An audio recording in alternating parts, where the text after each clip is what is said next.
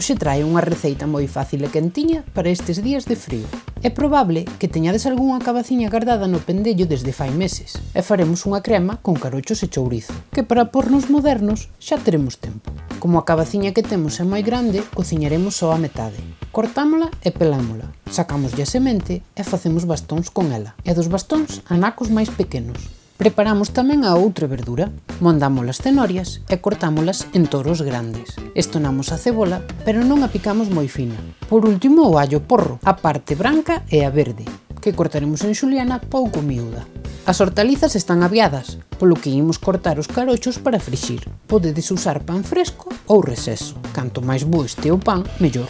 O chourizo que lle imos botar está afumado e pouco curado. Pelámolo e cortámolo en pedaciños algo máis pequenos que o pan. Vamos ao lío e preparamos unha tixola e unha pota con auga. Prendemos o lume ao máximo nas dúas. Na panela botamos un pouco de aceite de oliva e cando quente, a cabaciña picada e un chisco de sal para que se deshidrate. Cando a auga da pota ferve, botamos a cenoria picada e outro chisco de sal.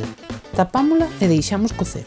A cabaciña vai abrandando e para que non se queime, baixámoslle o lume. É o momento de botarlle a sofrexir a cebola e o allo porro. Ao pouco, a cenoria estará cocida e apagamos a pota. Hai que picala para asegurarnos de que está branda. Tal e como está agora a mestura de cabaciña, cebola e allo porro, poderíamos bater uns ovos e facer unha tortilla, pero ese que sexa o noso segredo. Apagamos a tixola e botamos todo na pota coa cenoria. Se vemos que queda moi denso, engadimoslle unha pouca auga. Tamén rectificamos o sal.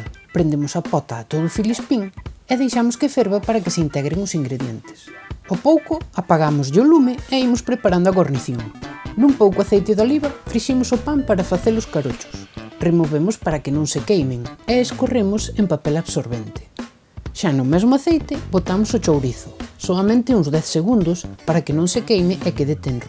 Escoamos tamén para desengraxar todo o que poidamos. Só nos quedaría triturar a crema, empratar e comer.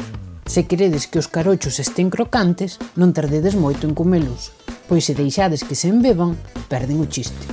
Bicos e apertas, a fartura.